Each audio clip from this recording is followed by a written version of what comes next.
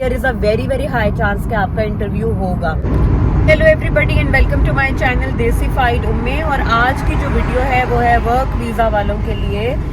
बहुत ज़्यादा क्यूरी आ रही थी मुझे कि वर्क वीज़ा इंटरव्यूज़ जो हैं वो हो रहे हैं या नहीं हो रहे हैं, और अगर हो रहे हैं तो किस तरह के सवालात वो पूछते हैं। तो आज की वीडियो में मैं स्किल्ड वर्कर वीज़ा या अगर आपका कोई भी और कैटेगरी का वर्क वीज़ा है तो उसके लिए मैं वीडियो बना रही हूँ कि आपका एम्बेसी इंटरव्यू आएगा तो आपसे वो क्या क्या सवाल पूछेंगे और आप किस तरीके से प्रिपेयर कर सकते हैं। तो वीडियो को एंड तक लाजमी देखिएगा, और अगर चैनल को आपने अभी तक लाइक शेयर और सब्सक्राइब नहीं किया है तो कर लें वीडियो को शुरू करने से पहले। तो वर्क वीज़ा वाले जो हैं, जितने भी लोग जो कि पाकिस्तान, इंडिया या कहीं भी और से वर्क वीज़ाज अप्लाई कर रहे हैं, आप लोगों को मैं ये बता दूं कि वर्क वीज़ा इंटरव्यूज़ बिल्कुल हो रहे हैं और बहुत ज़्यादा हो रहे हैं। ठीक है, तो आप वीज़ा फाइल करने के बाद बायोमेट्रिक्स देने के बाद आपने वेट करना है। हो सकता है कि आपका इंटरव्यू कॉल हो जाए।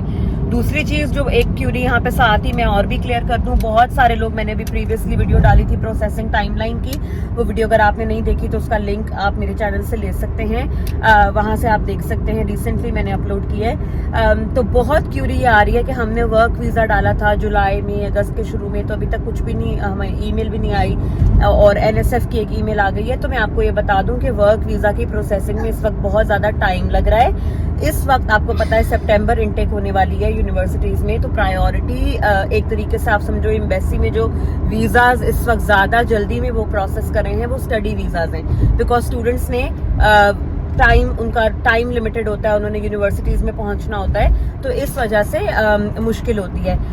तो इसलिए जो वर्क वीज़ाज होते हैं और जो बाकी कैटेगरीज होती हैं वो अगस्त सितंबर के टाइम में उनमें बहुत ज़्यादा डिले आता है। ठीक है, और वैसे भी वर्क वीज़ाज अब काफ़ी महीनों से काफ़ी ज़्यादा डिले से प्रोसेस हो रहे हैं। तो नॉर्मल जो भी आपका प्रोसेसिंग टाइम हो, बट 2 से 3 महीने तो कहीं भी नहीं गए, 2 से 3 महीने लग रहे हैं। इवन अगर आप यूके के अंदर से भी अप्लाई करते हो, आप ऑलरेडी यूके में मौजूद हो और आप अपना वर्क वीज़ा फाइल कर रहे हो, तो भी 2 महीने से ऊपर का टाइम लग रहा है। तो यूके के बाहर से जब आप करते हो तो उसमें आपकी क्योंकि वेरिफिकेशन ज़्यादा होनी होती है और आपका इंटरव्यू भी होना होता है, तो उसमें ज़्यादा ही टाइम लगता है।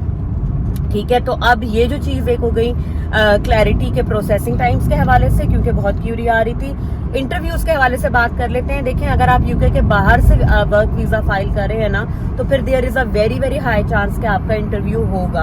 अब इंटरव्यू किस तरीके से होता है कि वो आपको उसी तरह ही लिंक भेजते हैं, आपका इंटरव्यू होता है। ठीक है, वो आपका ऑनलाइन कॉल के थ्रू भी हो सकता है और ऑनलाइन आपका वीडियो लिंक के थ्रू भी हो सकता है। ठीक है, और इंटरव्यू में वो आपसे क्वेश्चंस पूछेंगे। स्टडी वीज़ा से आपके क्वेश्चंस डिफरेंट होंगे।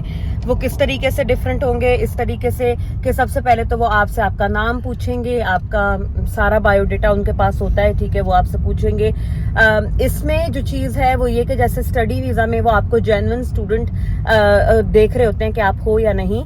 वर्क वीज़ा में वो ये चीज़ चेक कर रहे होते हैं कि आपको अपनी जॉब का आइडिया भी है कुछ जहाँ पे आप जा रहे हो, और आप किस हद तक जेन्युइनली वर्क वीज़ा आपने लिया है, आपने किसी से परचेज तो नहीं किया। जैसे आजकल बहुत ज़्यादा ट्रेंड चल रहा है कि लमसम पैसे दे के लोग वीज़ा खरीद लेते हैं और जाके फिर किसी और जॉब कैटेगरी में काम करना शुरू कर देते हैं। तो वो ये देखना चाहते हैं कि आपकी नॉलेज कितनी है वर्क वीज़ा के बारे में, आपको चीज़ों का पता है कि आपके रूल्स एंड रेगुलेशंस क्या होंगे यूके आने के बाद। तो अब इसके अंदर ये है कि सबसे पहले तो वो आपसे आपका नाम, आपका एड्रेस और ये सारी चीज़ें पूछेंगे।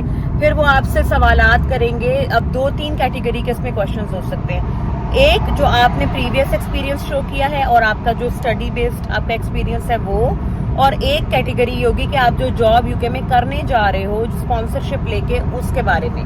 ठीक है, तो जो पास्ट एक्सपीरियंस से सवालात होते हैं वो ये कि आपका नॉलेज कितना है, आपने किस फील्ड में काम किया है, आपने क्या क्या, उसमें आपकी जॉब डिस्क्रिप्शन क्या थी, यानी कि आपके पास कौन कौन सी रिस्पॉन्सिबिलिटीज थी उस जॉब में, आपने क्या लर्न किया, आपने क्या ऐसा सीखा पिछली जॉब से जो कि आपको यूके आने में जिस एक्सपीरियंस ने हेल्प की। उसमें एक और सवाल वो ये भी आपसे कर सकते हैं कि आप जब इतने सालों से, अगर आप कहते हो मैं पिछले 4-5 साल से पाकिस्तान में जॉब कर रहा हूँ और अब मैं ये वीज़ा अप्लाई कर रहा हूँ, तो वो आपसे ये क्वेश्चन भी कर सकते हैं कि आपको ये ख्याल क्यों आया that you need to go to UK to work further.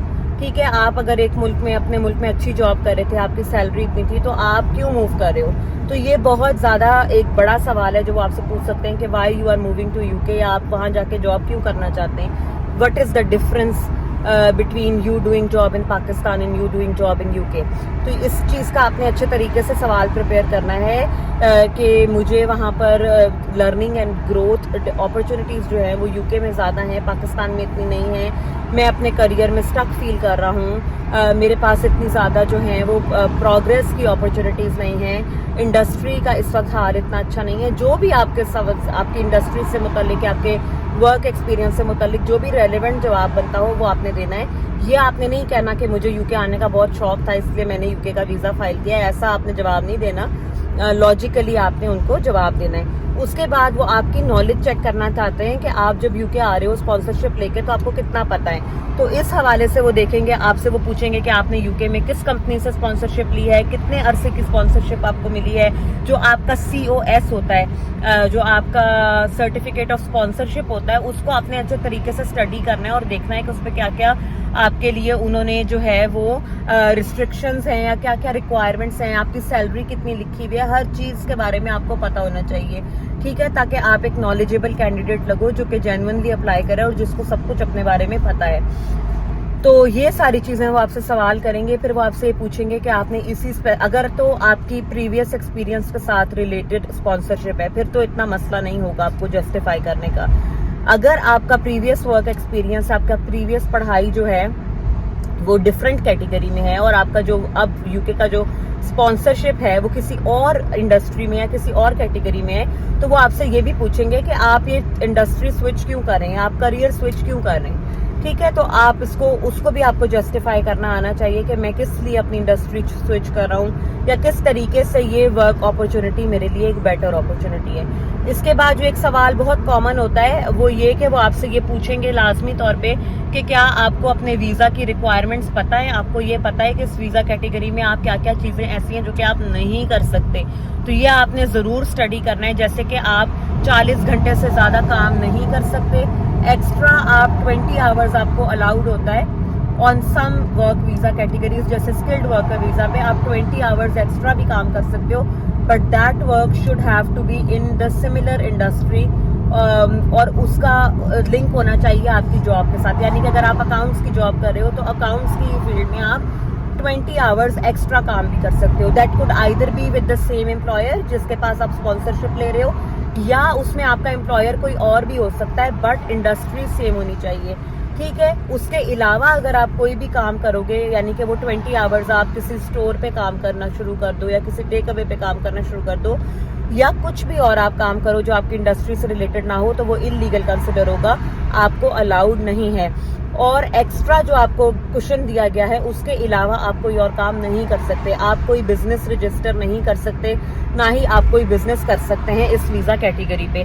और भी कुछ रिस्ट्रिक्शंस होती हैं, ये मैं स्किल्ड वर्कर वीज़ा की बता रही हूँ, बट आपको अपने वर्क वीज़ा के हवाले से अपने वीज़ा की रिस्ट्रिक्शंस पढ़नी है और उनके बारे में नॉलेज हासिल करना है। तो ये कुछ मेन कैटेगरीज हैं जो कि मैंने आपको बताई हैं। उसके अलावा वो आपसे ये भी पूछ सकते हैं कि आपने और कौन कौन सी कंपनीज में जॉब अप्लाई की थी यूके में और आपको किस तरीके से ये स्पॉन्सरशिप मिली है। ये बहुत मेन क्वेश्चन है, क्योंकि वो आपसे पूछ सकते हैं कि क्या आपने ये स्पॉन्सरशिप लेने के लिए अपने एम्प्लॉयर को कुछ पे किया है या आपको जेन्युइन तरीके से जॉब मिली है, किस तरीके से आपने जॉब अप्लाई की थी, कौन सा प्लेटफॉर्म यूज़ किया था, कितने आपके जॉब इंटरव्यूज़ हुए हैं, ठीक है। ये सब चीज़ें वो आपसे पूछेंगे, तो इनका आपने जेन्युइनली आंसर देना है। अगर किसी भी आंसर से आपके उनको ये लगा कि आपने एक लीगल प्रोसेस है जॉब हासिल करने का उसको फॉलो नहीं किया और किसी भी तरह की इसके अंदर कोई ग्लिच मौजूद है, तो वो आपकी इंटरव्यू का नेगेटिव इम्पैक्ट भी पड़ सकता है आपके वीज़ा की आउटकम पर। तो इसलिए इन सब चीज़ों को आपने माइंड में रखना है। आई एम श्योर मैंने प्रिटी मच सारी